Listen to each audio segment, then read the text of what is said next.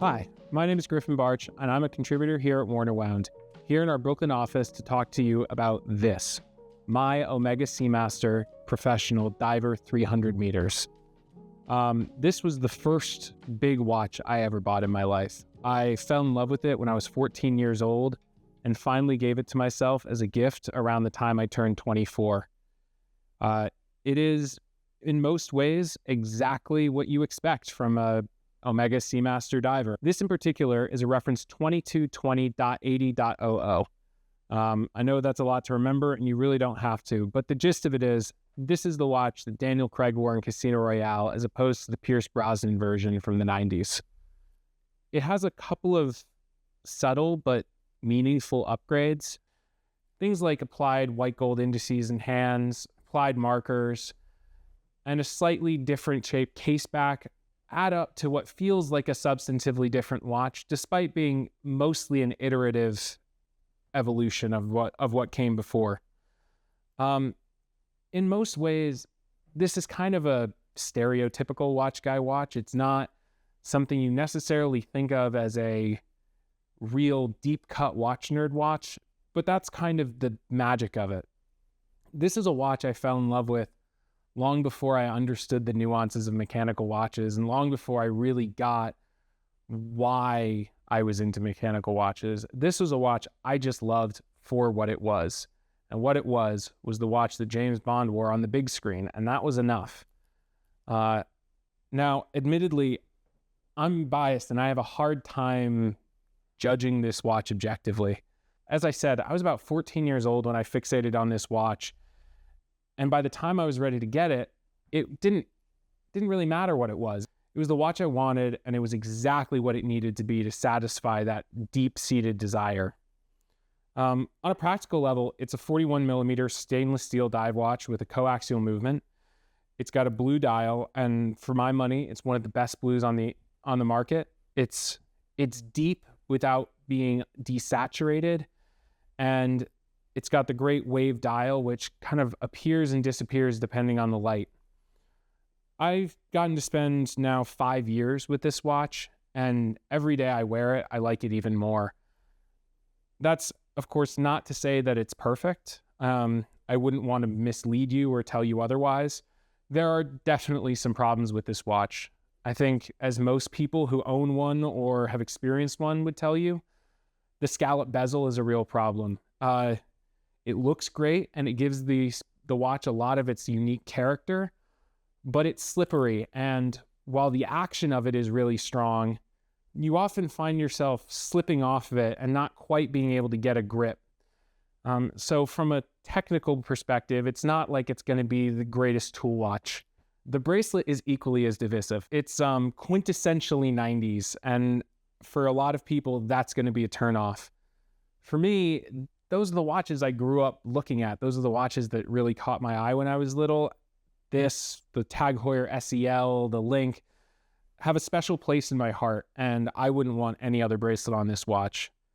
That being said, it would be really nice if the very long clasp had any sort of micro adjust, be it on the fly or with a tool. And it would be really great if the bracelet could be resized more easily. This watch is perfect. At least it is to me, and it's perfect because it's the watch I wanted it to be. It's a little bit thicker than its earlier counterpart, thanks to the coaxial movement, but that was honestly a big selling point to me, not a detraction.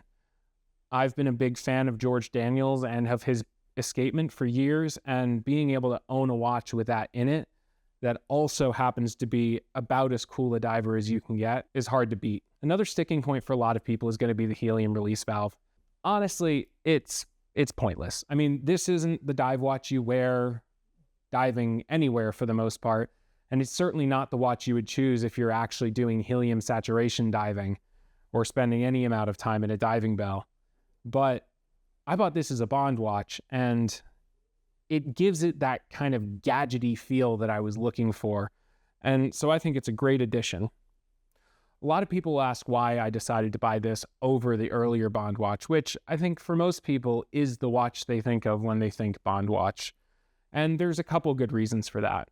The first of which is there was just no chance I was ever going to be able to afford a big crown Submariner at $24. I think we can all agree that those prices have gotten a little bit beyond the means of someone just out of school. That really left me feeling like Omega was the place to be. These are rock solid watches, and you can't go wrong with any Seamaster Diver from the last 30 years. This one in particular felt like the perfect blend between that old school 90s vibe and the modern Omega that we've gotten to know today. It's got everything you'd want from a modern watch. It's robust, it's water resistant, it feels like a modern watch, but with a slightly different character than you get from the newer, shinier options.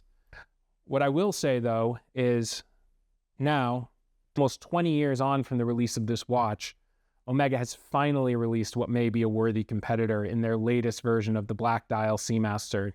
That no-date diver really brings back a lot of the charm of this watch, getting rid of a lot of the shinier elements, bringing back the small wave dial, and just simplifying the whole feel of the watch. The Omega Seamaster is a watch that has a lot going on, and having it be as bare bones as possible is the best way of letting its real detail-laden design show through.